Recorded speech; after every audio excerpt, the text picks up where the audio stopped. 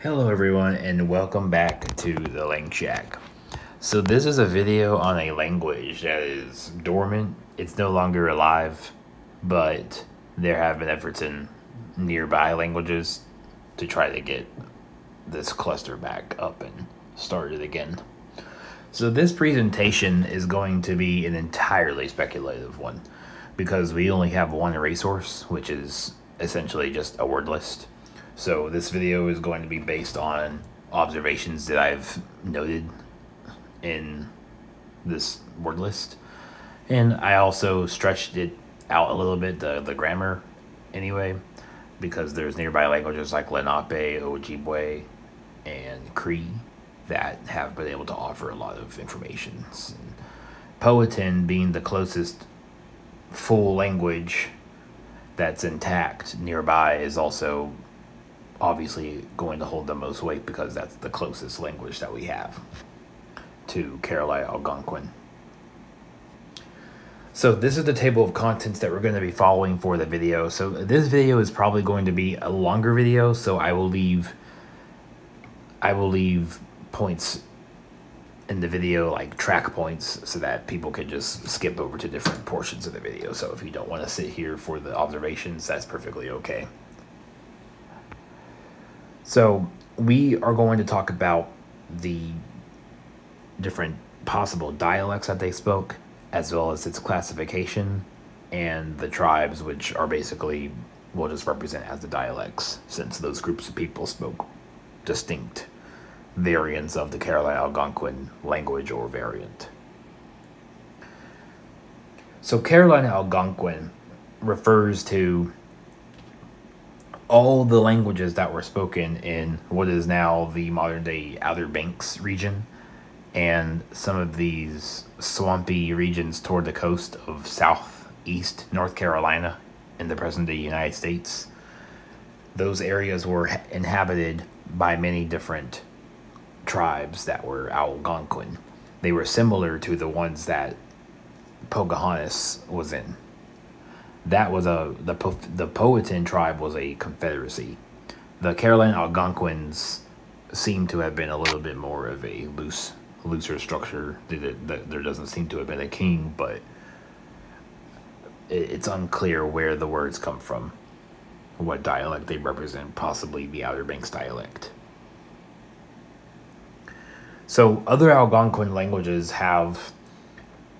appear to have a complex verb morphology, and they also have a complex suffix system, and this language is no exception to that rule.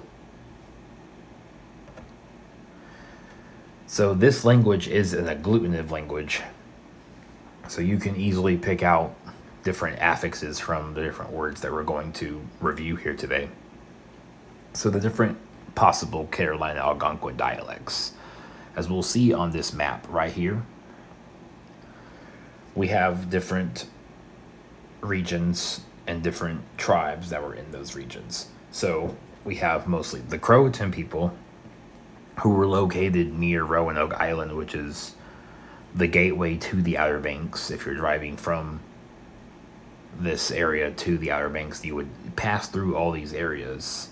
So that the Croatans were, there's a tree in that area that has the name of the tribe carved into it, or that word Croatan carved into it. So this is believed to have been a dialect. So you may hear Roanoke. So Roanoke, the Roanoke tribe, which is 3 down from the bottom, or 3 up from the bottom, that one was further inland from that region, but it also could have been in the actual Outer Banks as well.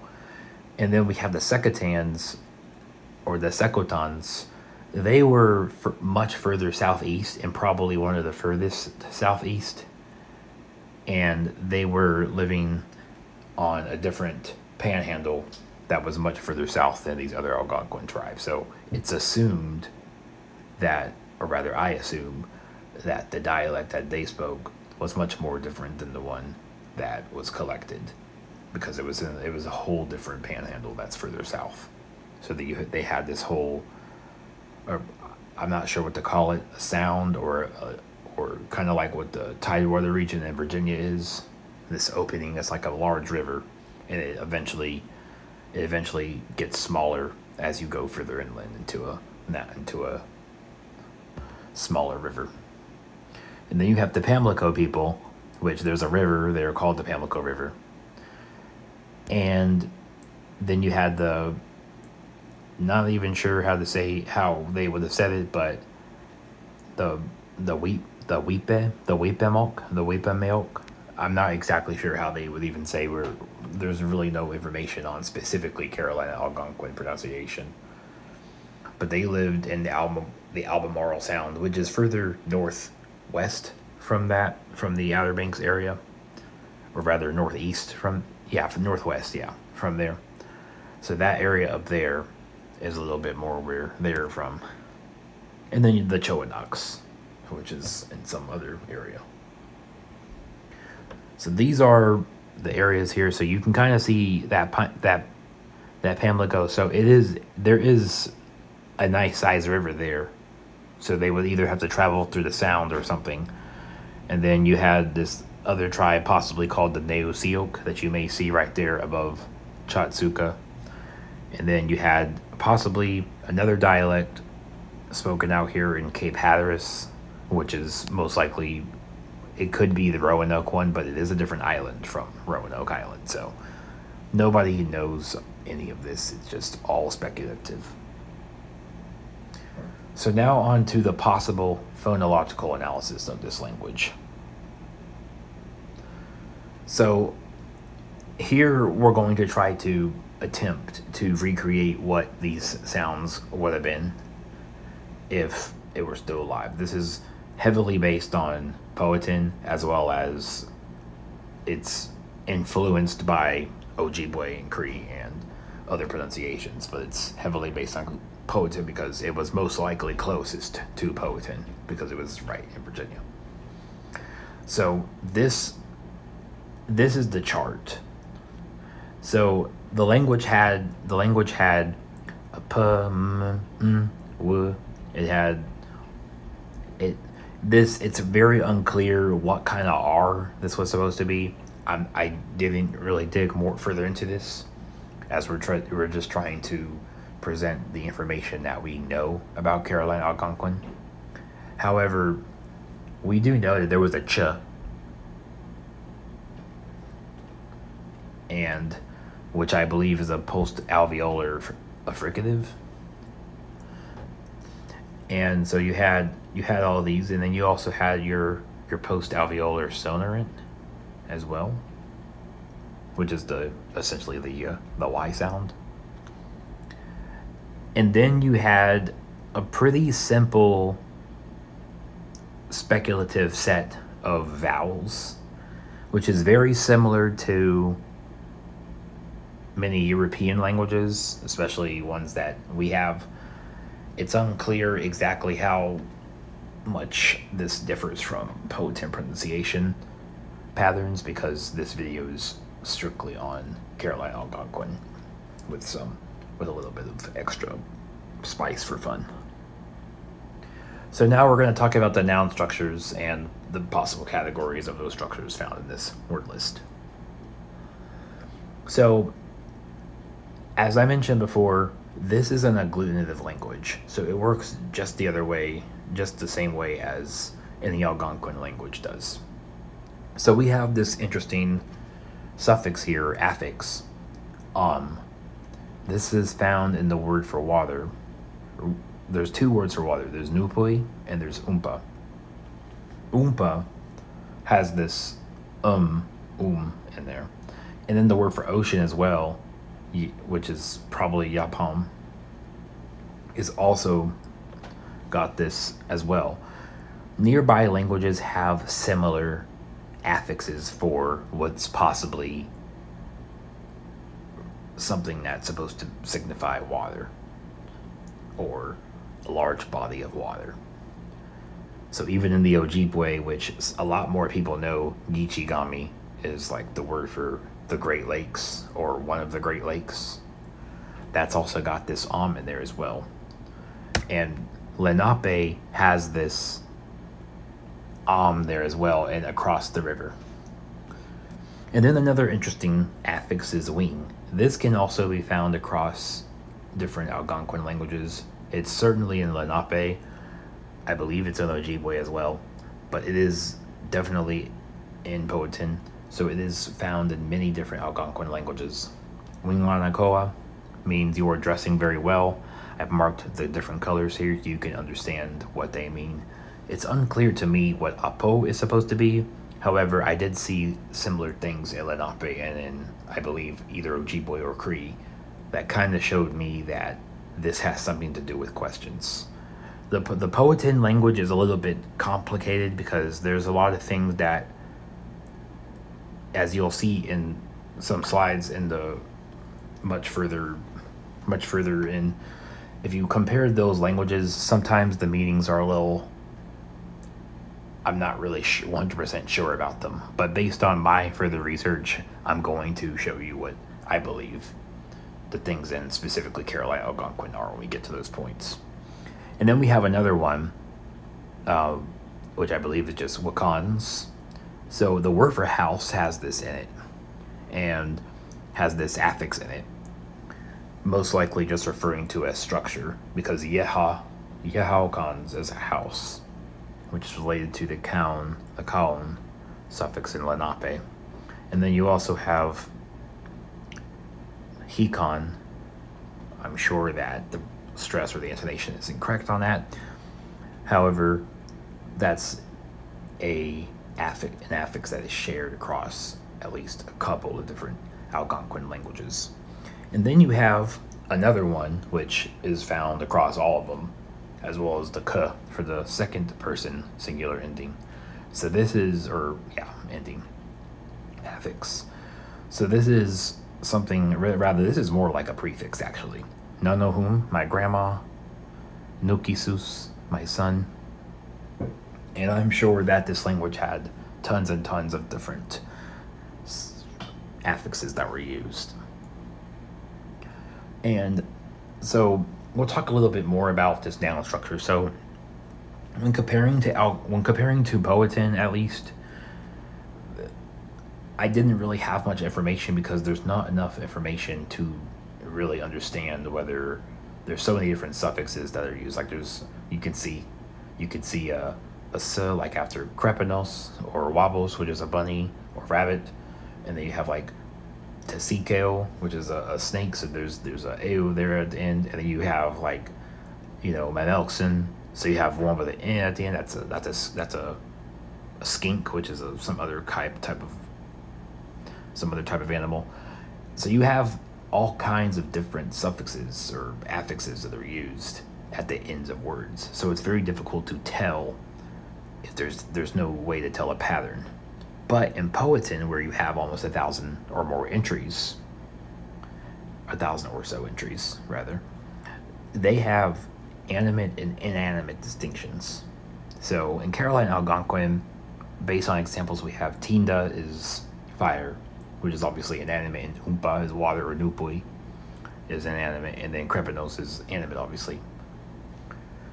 And then I don't know how things like Machikomuk work. Machikomuk is a temple or a place where people go to worship. I don't know how the belief system worked. I know there's a god, the Great Spirit, or god is Montoak is his name or something. And I know there were several deities, like Kewas was the name of an idol, and Kewasok was the name of many idols. So it's not exactly clear how the Machikomuk worked, whether it was a general word or a specific temple, but we're just speculating here. And then plurals. So we're going speculative on this because Tinda has never been attested with a K at the end of it, so it's not, but it's not 100% certain. However, we have seen this K, the ok. We've seen this across different words in Carolina Algonquin that have this ok at the end. So even though the word Moshomus has not been attested with ok at the end, we could probably theoretically pluralize it as Moshomusok or Moshomusok. And this word, even moshomos by itself has not been attested. We only have no moshomos, which is my grandfather. And then we have this other word. It's not clear. The only part of the word for woman in Carolina Algonquin that's clear is Cree. And a couple of other nearby languages have similar words, mostly this hue in Lenape, which is in basically New Jersey. The entirety of New Jersey is, or sorry, Delaware, excuse me. It was spoken in Delaware and I believe parts of New Jersey too. And Kweyog, women. However, we have this penos and nos, like mamankanois, butterfly. There are many words, or a few words that have this ending, but it's not clear why.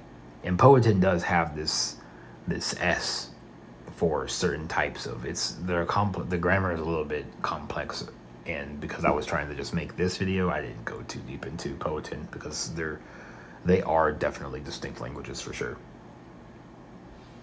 And then we also have Wok and Ok.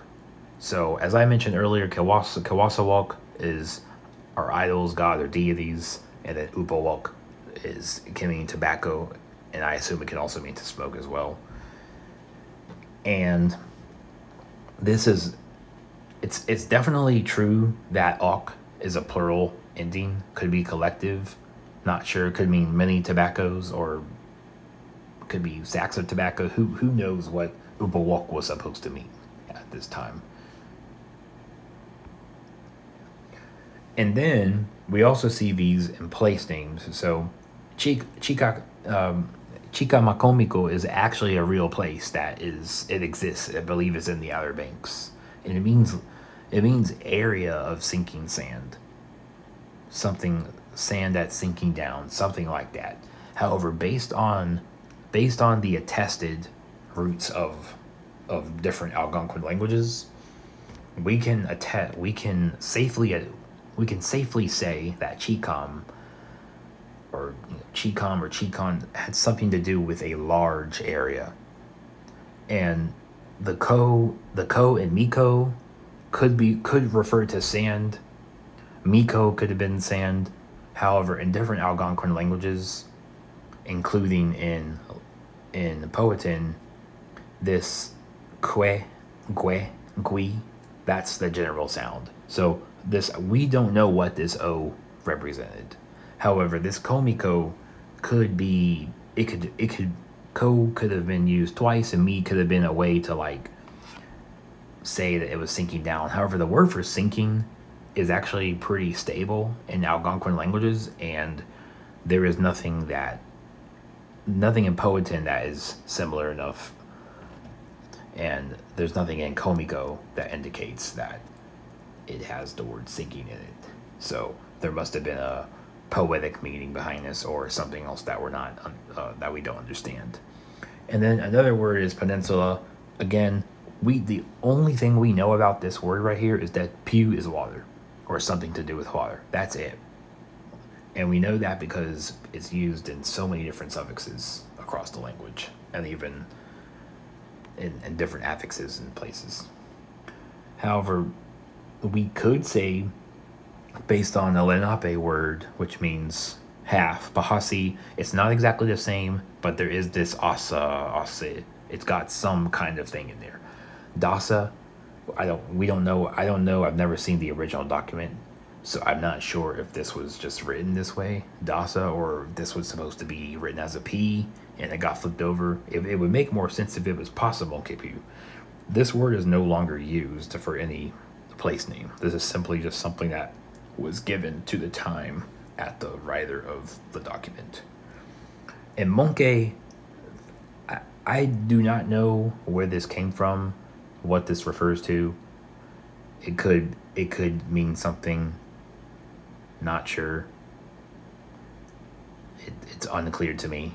However, if someone who speaks a different Algonquin language, could be something as far as Massachusetts or Cree, or something out in the plains, and you'd have something in your language that can help with this monkey, just please let us know. And then we have some interesting patterns here. So this is basically the exact same word that's used in Powhatan, the same cognate, except that in Powhatan, I believe this is just a s and not a sh. However, in Carolina Algonquin, it probably was a sh, some sh sound. I can't really imagine that being a sah. So this was probably, this osh, at least the osh part, was most likely used for people or nationalities. So toshonte, Englishman, foreigner, it's also got a interesting, what's probably a cognate in Ojibwe, or that has this. So the nosh, that nosh part, for sure, that osh part, they definitely have something there. And then they have this ja at the front as well. So there could be a connection, or just simply the fact that this sh affixes simply in that word. And then we have a couple of words that came out as well. So wisakun is rum, which obviously this word looks like it came from the word for whiskey. And then, which to them was probably just like whiskey and rum are the same thing. There's not, not much of a difference. So like for people who are just trying alcohol for the first time ever, they might just think that they have similar tastes. Who knows? For me personally, my taste buds, they're kind of similar. And then you have this word riapoke. It's the same word in Powhatan. However, this poke, it's definitely got something to do with spirits, because we have Montauk, so that ok, and then we have different nearby languages like Lenape and Ojibwe that also have words for that. And then Carolina Algonquin had at least 2 demonstrative pronouns. So there was a those, so that was a yos, and then we have a yowo. So there was a word koi that was used in Carolina, or in Virginia Algonquin or Powhatan, and that language, they say kakwe, and we say kaka in Carolina Algonquin. So yowo was this, but koi, there appeared to be a lot of dialectal variation between the Virginia Algonquin language and what was spoken in the Carolinas. So that leads me to believe that they were different languages. However, when you compare many different words, many of the times they're very similar. However, then you get other times when there's not, like the word for black, it's a basic color. The same word can be used for a black bear. However, in Powhatan, they don't use that. They use a different, it's got the roots in it, but it's not the same exact word. And the same also goes with Torawawiroks. Nobody knows. I have no clue, but what I can say is that there is a tor. Ternis means name. Appears to mean name, because Ternis Quire is your name in Powhatan. So tor, if this is how is this called, then Torawa definitely must have had something to do with calling, name, something. Now on to the verb structures. So there is no known information about the tense system, because all we have present tense verbs and imperative commands, and that's about all we have. However, Powhatan has lended us some things, so we have been able to stretch this out a little bit, but not much. So the imperatives in Carolina Algonquin were most likely always done by adding an E or an A followed by an S, followed by a S sound. So apis, sit. I believe apo might mean to sit in Lenape, but I'm not 100% sure about that. I could not verify. And then nipatas, sit up, stand up. In Ojibwe, nipa means stand. And then pias So biga is biga or payat. I'm not 100% sure about those, but they appear to have some connection to this. And then we have this next word, nuturuins. So it's definitely clear that nu is the I am. However, if we take that Torawawi, which I'm just now getting this insight as I read this. I didn't put this in the video because I didn't know. So tutoring. So if you say kaka Torawawi yowo Torawawi. So turui Torawawi. So there you go. That's call. I'm not sure what this ins is. However, in Lenape, I'm not 100% sure about this, but I do know Ternis's name and Poetin for sure. I'm not sure about Inkutapawing in Lenape, but that's supposed to mean I am called. And then you have Nunda, which I don't think has a thing to do with turuing. And then we have an interesting phrase. So according to a page I saw about a Poetin word, basically the same word but spelled differently or pronounced differently, they were claiming that wuma was to love. However, this is not consistent with Algonquin languages.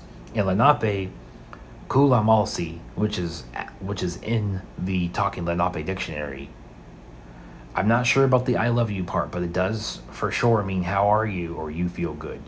The kula, when you look at other phrases in the Lenape Talking Dictionary, that word kula will always be good, something to do with good, like Winglapo is in Carolina Algonquian.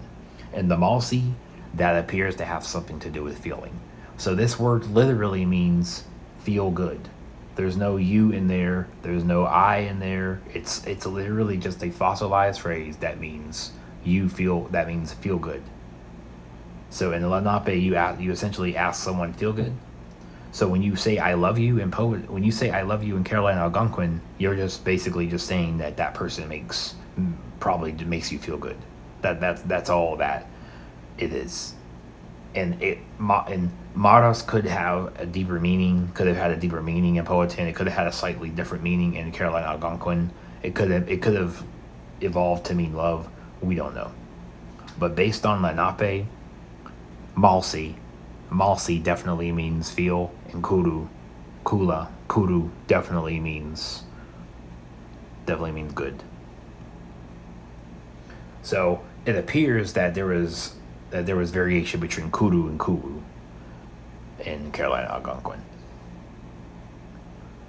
So this word, which is attested, ku rustues nir. So this k can sometimes be for you, and rustue is to listen. This is an imperative, and nir is to me, with a dative meaning. The only other language I could find that has this is Lenape's Keresta. I'm not sure if that E with two dots over it is pronounced correctly or not. However, this is the closest cognate that I could find for this word.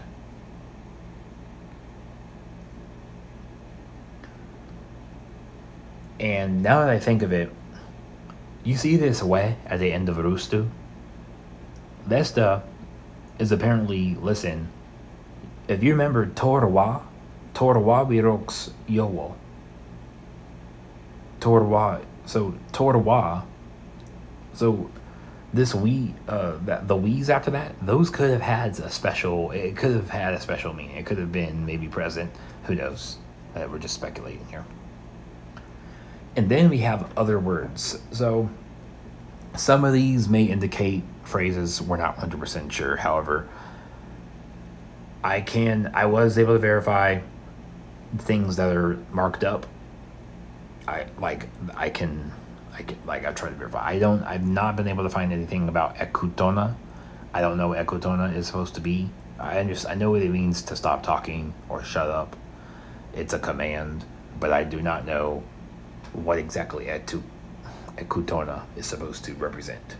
And then you have piamakun. So we'll talk about this a little bit later, so I'm not going to talk about that here.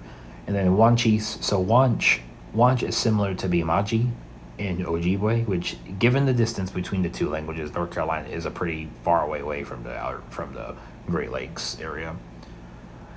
That it's still fascinating that this much it's still there for rising or flying.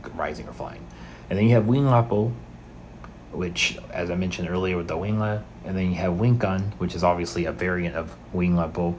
Nupis, this is found in multiple in different Algonquin languages for sleep. And then you have a place name, Sekotan, which was a name of one of the dialects of Carolina Algonquin. So there's Sekot, which is comparable to Ishkod or Ishkod in Algonquin, I think. Sorry, it's either in Lenape or in Ojibwe. I haven't had a chance to memorize these words. I'm trying to go on memory. But I know that Ishkod is one of them, and then there's another one which we'll see in a later slide. And then we have these. It's unclear what nako is, or natun. I'm assuming natun means pick up something, and nako means sing a song. But near can mean this near. It can mean when you put an R at the end of the knee or the gear, it has this meaning of to you. It's a dative meaning, so to or for you. And then you have meshi, which at least that's the way that Powhatan theorizes it to say is now. And you have michi, that's another michi mean, I believe, in Ojibwe. So meshi, michis, now eat. And then kawi is another word that means to sleep. So meshi kawis, now go to sleep. All right, and what we know about pronouns. So the first person singular, near, my, and then you have the second person singular, which is kir. You've been seeing these in different fossilized phrases that I'm just calling them fossilized because they were written down. We don't know anything, and they don't seem to mean exactly how they translate in English as, like what the person wrote them down as. They seem to actually have different meanings most of the time. Maybe not the phrase for how are you, but we'll move on. And then the third person singular, we don't have anything in this language that possibly could have that. I'm not even 100% sure that there's a word that even starts in an O. I'm not even 100% sure about that. But we do possibly have W's. We do have sounds that start with W's. So it is possible that whatever this was could have been W. It's not 100% certain what this was, but Powhatan seems to be using an O for this. So we're just gonna say that it was most likely an O or some vowel that's similar to that. And then plural forms of Carolina Algonquin are unknown. What I can tell you is that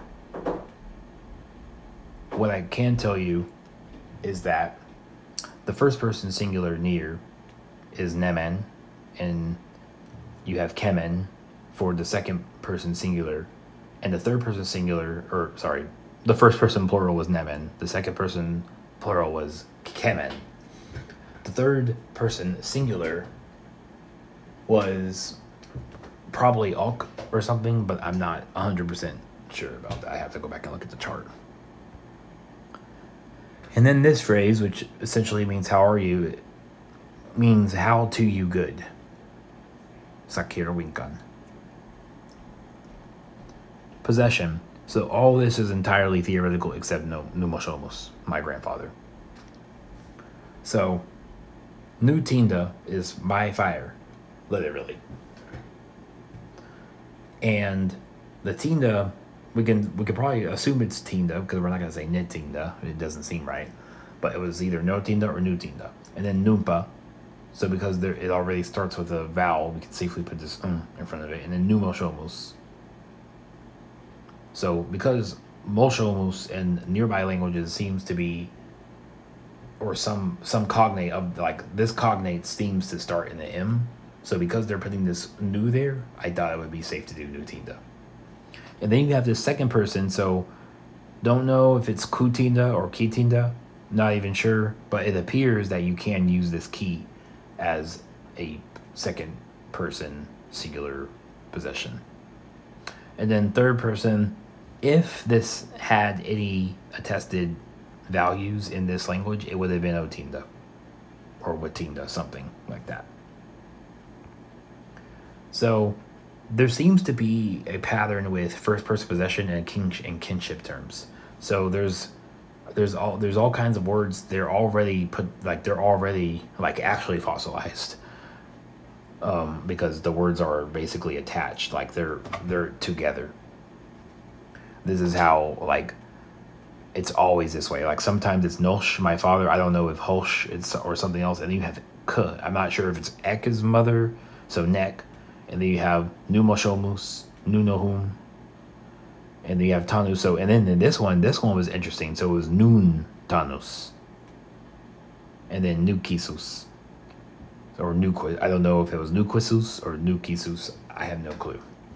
But the fact that you have, sometimes they're putting an N2 after that, like untanus. I mean, that could have been a word standalone, but given that could have been untanus, maybe. I have no idea.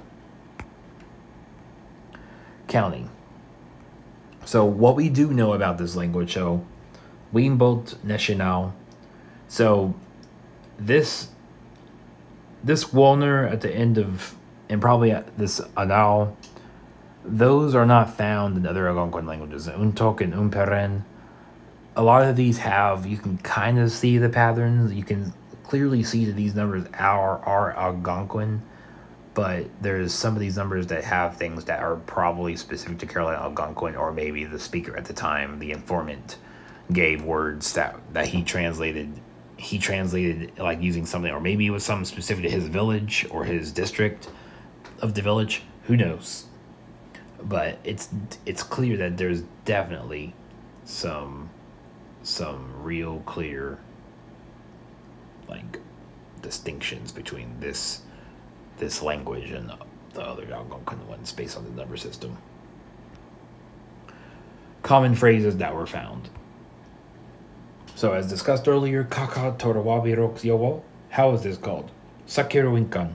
How are you? So kaka likely was kwe or kwe koi. I think the koi was probably this in Powhatan. And sa was a question marker.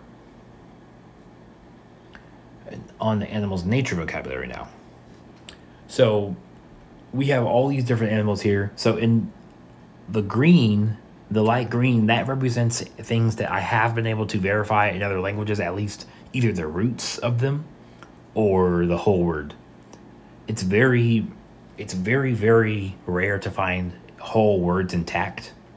However, some interesting observations that you might find are that there's something maokeu or mankeu. This is probably, I believe this specific variant or language of the Algonquin, the coastal Algonquin languages, there's definitely a lot of nasal going on, nasal sounds. So asanamalku, a loon, a specific kind of bird. And then you see that same root in the word for bufflehead duck, which is the second from the bottom. Weira manku. So manku and maokeu, those have to be related because the loon is a bird and manku is a duck, a bufflehead duck. I don't know what weira is supposed to be. Probably just a bufflehead. I don't know. But I know that manku is some kind of affix for a bird. Some kind of bird. A duck is a bird. So there you go. And then chachaquises. I put this in yellow. The yellow ones are like, we may have evidence of it, but we're not sure. And then the red is like, I was looking for it and probably either didn't find it or found something that could be it, or I don't know. So just disregard the red ones. But the yellow ones are like, we're not 100% sure. And then, so Guso, the Guso, the trumpet swan, which is the very last one at the bottom. We're not sure about this one. I'm not sure if swan, swan is actually a Germanic word. So wana Guso. Guso might have something to do with the sound, but it might also have to do, but because popo Guso means fire, and popo is fire in Lenape. So this popo, which is the same it's the same in Powhatan or Virginia Algonquin. I know that means fire. So Guso, it's either got something to do with a loud sound, or it's something to do with something bad. I don't know. Maman Kanois, this had Mamangwe, and so that's definitely related. I believe that's in Ojibwe for a butterfly. And then Mokoto Walsh, this one is a really interesting one. It means black, the color black, as well as the black bear. So Mokot, that part for sure means black. But this Owalsh, it's not really similar, but other Algonquin languages have different parts of this word. So this Mokot Tolsh is very interesting because other Algonquin languages have different parts of this word as their word for black. So it's like Carolina Algonquin, Powhatan was more stable. Carolina Algonquin, I think this whole Virginia, Carolina region with regards to the Algonquins, it's like once you start leaving that coastal region, it gets a little funny. At least that's what it appears. And then Wushanik is a squirrel. So in Lenape, Haniku is a squirrel. So it looked like Shanik. So, and I'm not sure if this means that Sean is directly mappable to Lenape's Han. I'm not sure. And the next one here is an interesting. Names is a fish, just fish. And namegos is a type of trout in Ojibwe. And Ojibwe actually has another type of fish that has this name, or I believe name is another type of fish in Ojibwe. So it's definitely got something. It's definitely an Algonquin ending for some fish or marine animal. And then we have nature environments. So a lot more of these were traceable. Andakon, I don't think that's got anything to do with anything. Kinakit, Kinak is sharp in other Algonquin languages. I'm not sure which ones, but I did see something similar in Lenape, I believe. And then we have the Minauk, and the Unuk from cactus bulb and the acorn of a live oak. So I assume this bulb and this acorn are both related. This Minauk, Unuk. I'm pretty sure that's something. And then Mangu, that's an oak. But Metekesu is a cactus. I'm like, do we have cactuses in North Carolina? Sometimes I have to go and look. I had to look up a lot of animals and stuff because I'm just like, I didn't even know. And then Onosa, that's not found anywhere. Sakenu, don't know what that is, but Umenir, Emenir, that all of that stuff seems, those have Minis is a nut. There's definitely connections with that, with the berries in these two words. And then Tina is fire. We've already discussed this. And Umpe, Wutapantam, I think it's the same in Powhatan.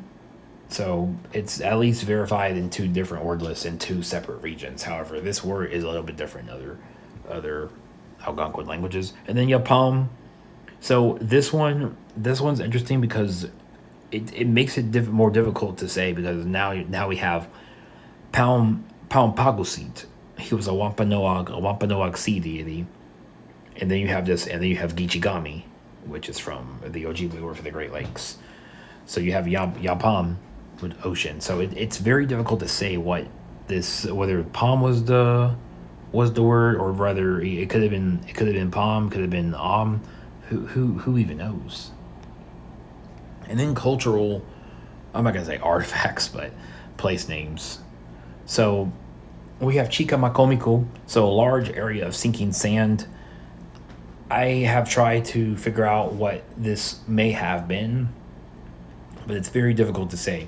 So what I can tell you is that Chica is definitely a large area, because it means large sweep. It's like a large sweeping area in Lenape, or it can be used to represent that from what I am understanding. And kosapu, like that, gonzabi, those relate to sinking.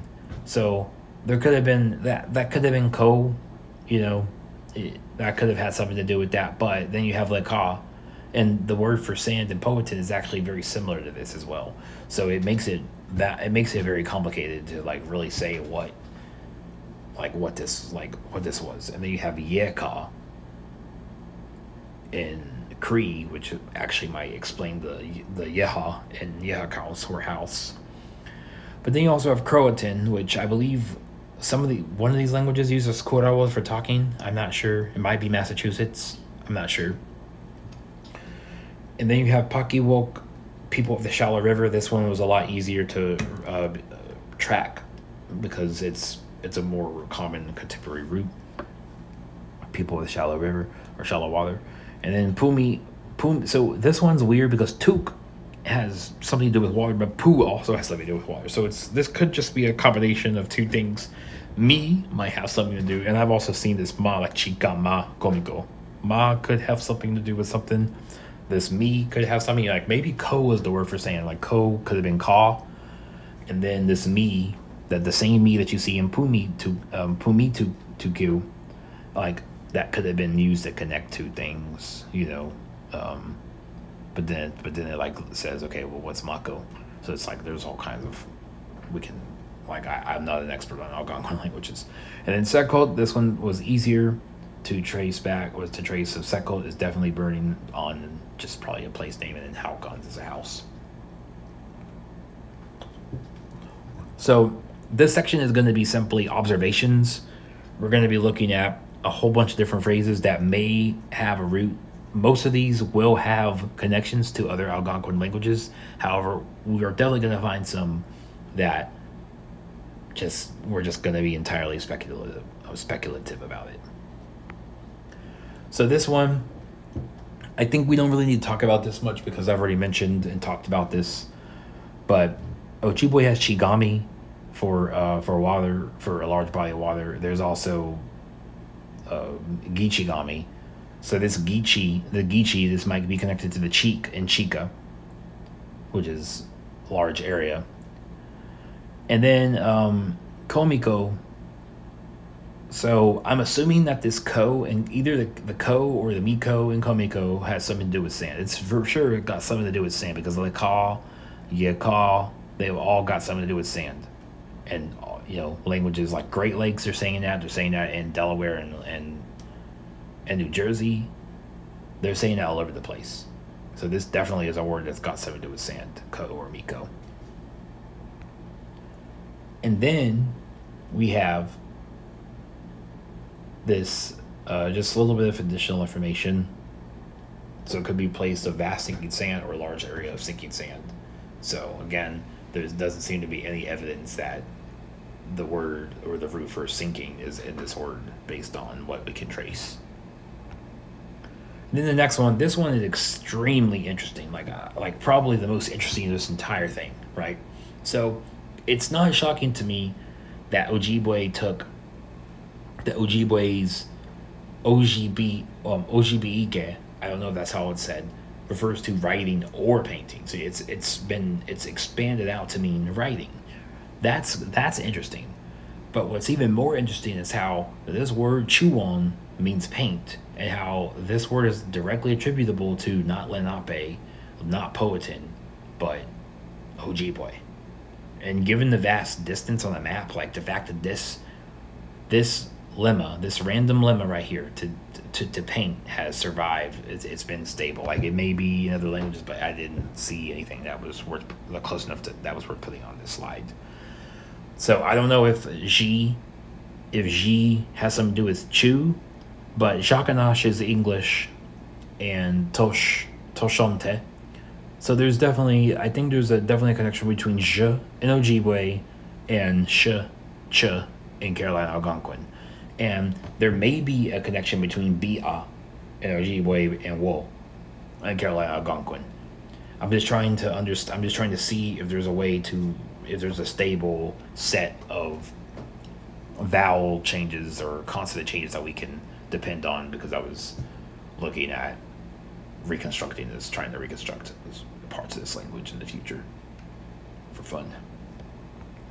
And then this one, so this one, there's definitely divergence here. There's no, I don't see anything kolsh, mitas, I don't, yeah, this one was hard to see. And then krepenos, this one's got the word for woman in it, Cree, probably que as well, because the R and the W were almost interchangeable. So you have krepenos, quepenos. So Lenape and Ojibwe have similar words for this.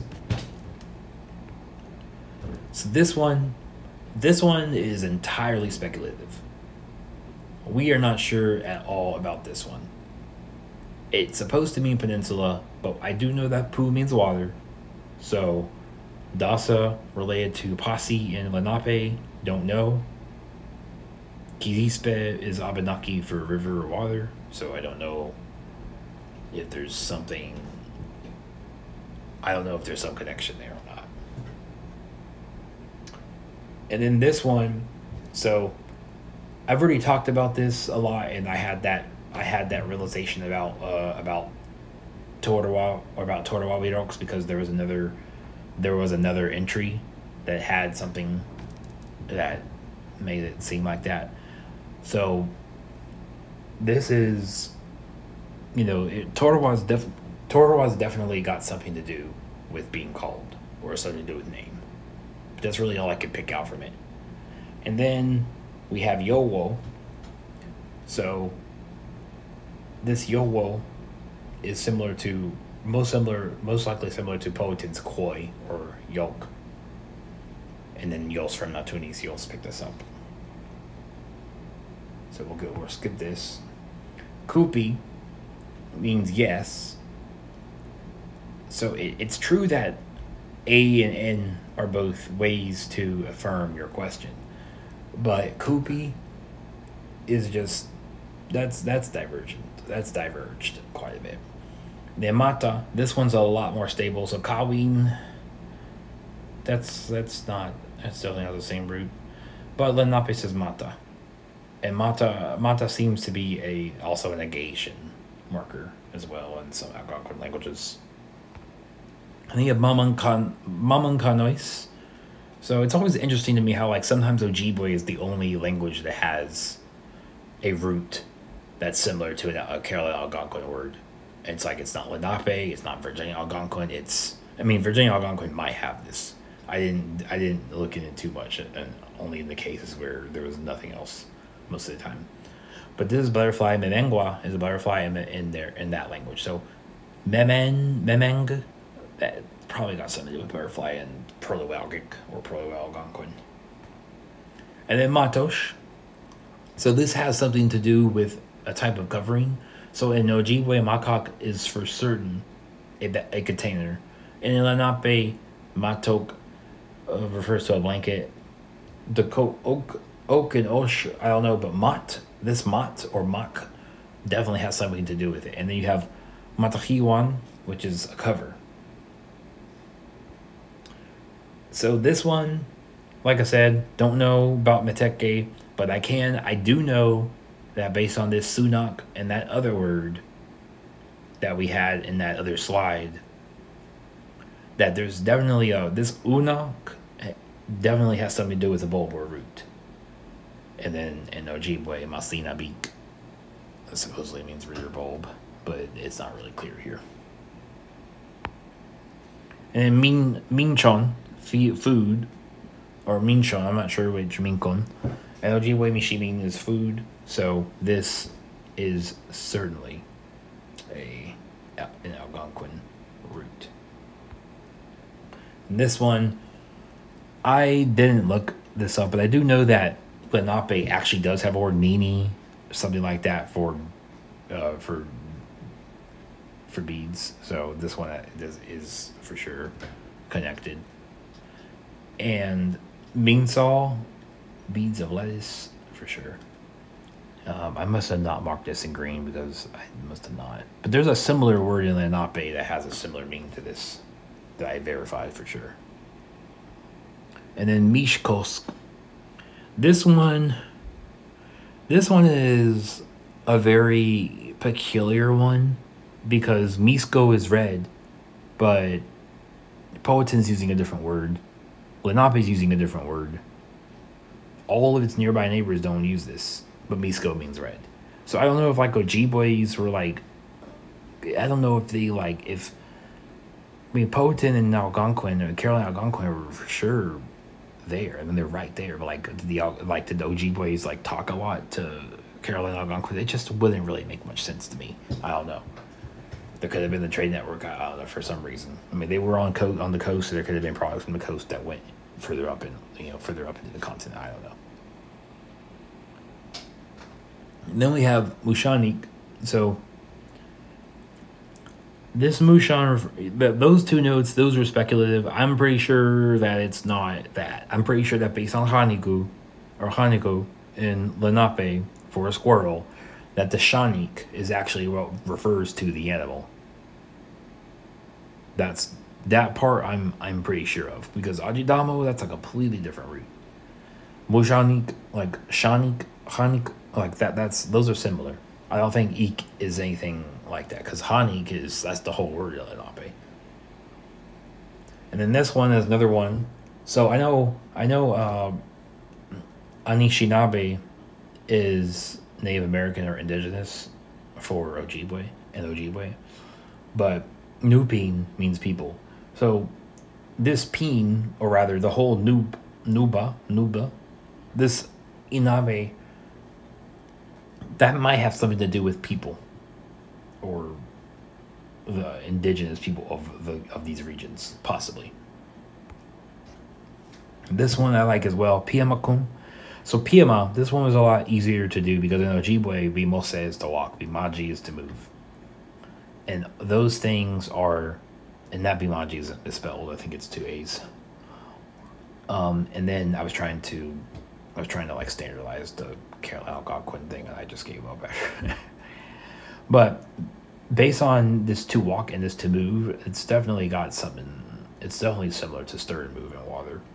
Kum, I don't know what this is supposed to be. There's nothing else in other Algonquin languages that indicate to me that it has anything to do with action, but it's a word and it's there, and that's what they say it means. So this one, I mentioned Popo Guso earlier. So Popo Guso. Popo is definitely something to do with fire because Lenape's got Po. The Ojibwe's got Ishkod. And so that's definitely got something with fire. Maybe it was repeated twice because, like I said, it's intensifying that it's hell. And Guso, Wana Guso is a trumpet swan. So Popo Guso, it could be like hell. I don't know. But there's definitely, this Guso has either got something to do with sound, or maybe the trumpet swan was like seen as a negative animal. I don't know. But Guso means something. It means something. And then this one, I don't know, but what I can say about Rhea, but what I can say is that, we have Toak.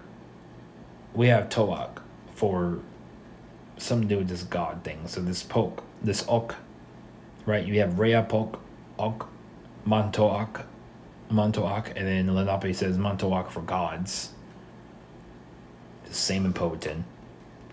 And then Manido, but in Ojibwe, Manido is spirit or the devil. But that's the Mon part. That's only similar to that Mon in the Montoak. So it's really difficult to say what Mon is supposed to be. I don't know what Rhea is, but I'm definitely seeing some kind of Ok.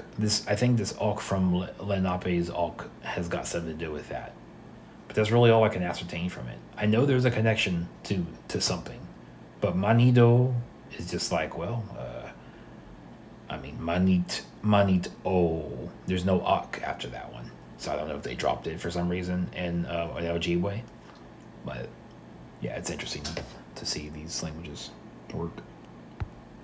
And this one, so I think I saw another word that had sake in it, or saken. Not 100% sure what it's supposed to indicate, but manner or enter, no manner, that's definitely got something to do with fruits. Because if minon is berry and minis are berries, and which is similar to the word for beads, then certainly it's got to be related to these. And then this phrase here, sakir winkan, we've already looked at this, but I believe I wasn't able to verify kulik or RUL because there's like different, there's Lenape, there's Delaware, there's different versions of Lenape, and they're all variant in their own ways. So they all have things that are attested that others don't have, or I don't know if it's 100% true, but I know that it's not 100% the same language. So Kier is definitely to you, Sa is definitely a question particle because I don't know what else it would be. And Winkan is probably, it's got something to do with wellness. And then this is another word, so Sapum, don't know, Sakenumer. So I don't know if it's got anything to do, if it's got any connection with this or not. But manner, Sapu manner is another, it has something to do with another fruit. I don't know if Bagan and Ojibwe are nuts or not. I'm not sure. Again, that A is probably double A. And Ojibwe, I do not know for sure, for certain. And then Sekotan, we talked about this already. So Ishgold is fire. So Sekot, Ishgold, definitely related. So fire, burning. And I believe there was another, I believe Lenape's word for burning is similar, but I forgot to add it to this. And then Tamabik. So Tama, I do not know what that's supposed to be. But what I can say is that emik, so the b and I can see those having similar sounds. So beak or emik, cool. However, things get a little bit funky when you start emik, beak, and when you start taking this tama into consideration. Tama, beak. And there's also a dash in between the tama and the beak, so it makes me think beak. Beak is the part that's an X. Because if emik is all you need, Ojibwe. Tama could refer to the specific kind of material that it was, or a place. I have no clue. And then Toshonte, we've already talked about this, so we'll skip it. And then we've also talked about this, so we'll skip it. And this one, we've talked about it a bit, but this one was interesting. I verified all of these. So wobbles and wobbles, which I believe is 2 O's and 2 A's in Ojibwe, those are all rapid. It's stable. This is something that's like actually stable probably across the entire Algonquin family. I didn't look up the Cree, but the fact that this word was like basically the same in the Carolinas, same in the Great Lakes, same in Delaware, New Jersey, and it's probably the same it might be the same in Massachusetts too. I'm not 100% sure, but this is really cool that it's been stable. But it is also an animal, so it's also not too surprising. The word for fish is not the same, but the word for bunny is. It's kind of funny. Then this one, there's definitely a Wanchese is the name of a city, but I'm pretty sure that this is connected to Bimaji because the Maji, Anch, the Wa, yeah, it's probably something to do with something. The East is probably a special kind of verb ending because this is not the only verb that had this. And I highly doubt that that's imperative. I don't know. And then Winganakoa. So this is one of the examples of seeing the affixes actually changing in Carolina Algonquin. We don't have many examples as it is, like Sakir Winkan that has spaces in the phrase. We have all these different words like Mokotawosh and a Samamalko for a woodpecker, for a loon, and different phrases. But this one is a common everyday phrase. Like an Englishman asked either Wanchese or Manio to tell him how to say you're wearing nice clothes.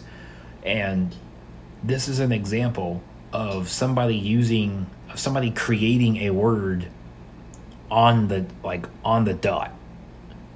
And like on the spot, creating this out. Like they took the Algonquin, they took the agglutinative nature of the language and they created a new root. They created something just straight up like that. Okay, oh, just as nice. Okay, we on the call, and they just straight up said it.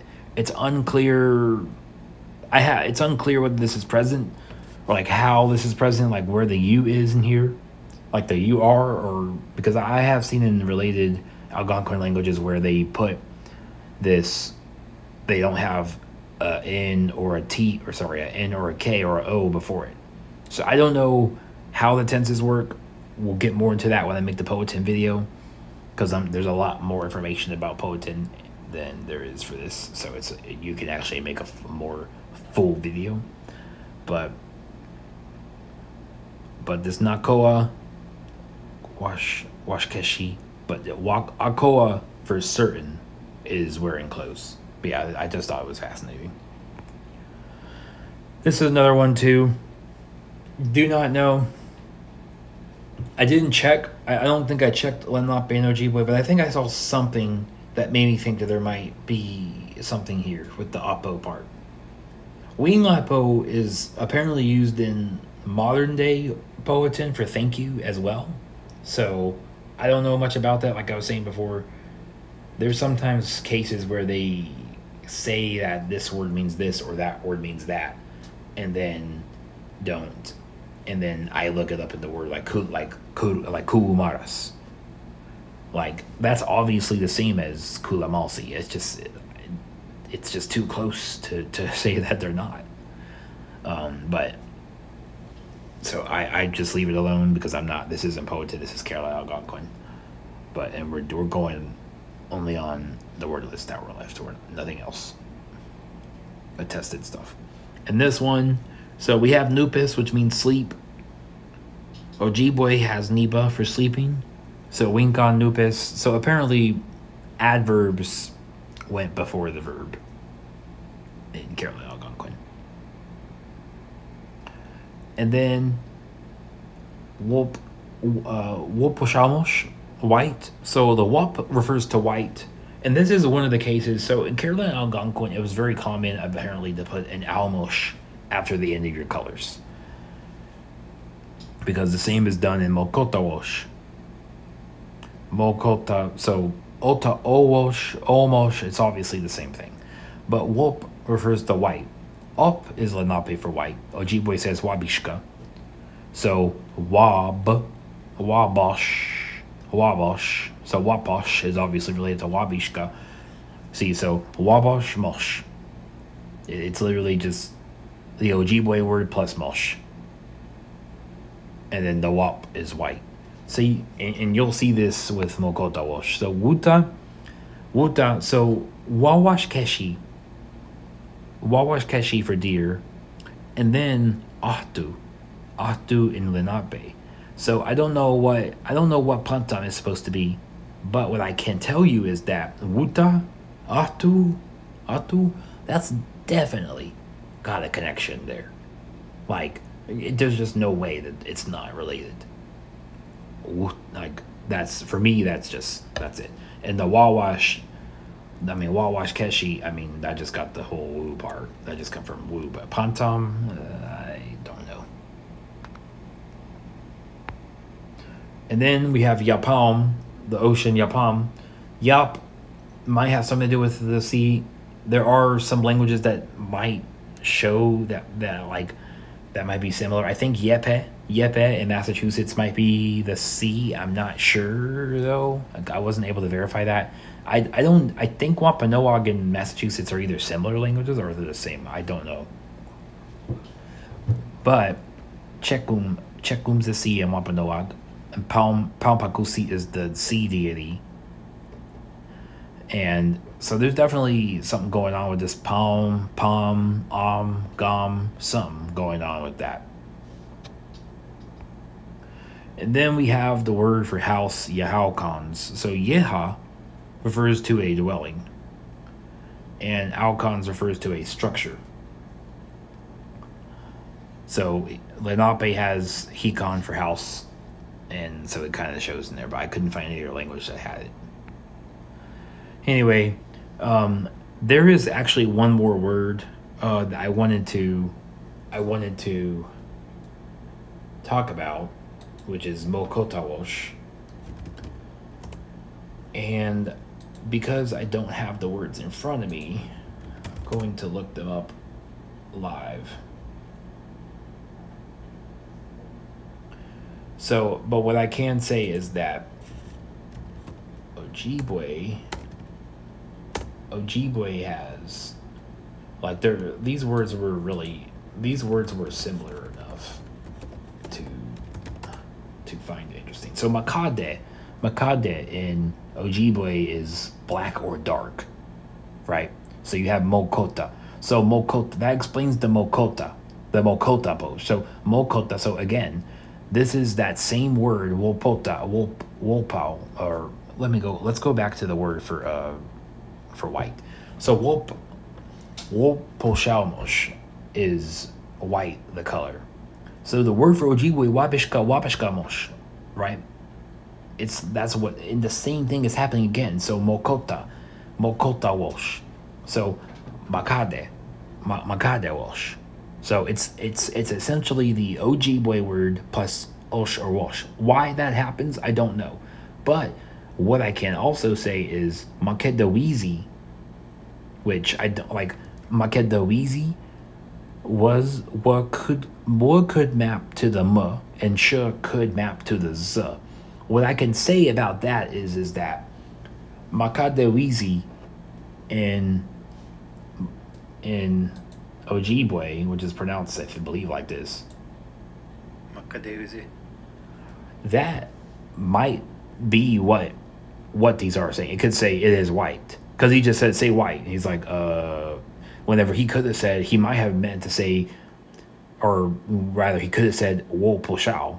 But he said woposhao mosh. So woposhao mosh might actually mean it is white.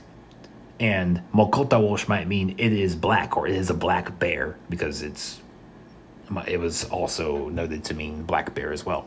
So yeah, it's definitely interesting. And then you have Mishkolsk, where they have Misko. So Mishkolsk. I don't know if Kosk was supposed to be Mishkosh, and then that would mean, like, but it wasn't Mosh, it was Kolsk. So yeah, I don't know much about that, but I thought it was really interesting how the colors for white and black are essentially just the Ojibwe word for the color plus Mosh, which is probably just is black or is black or is white.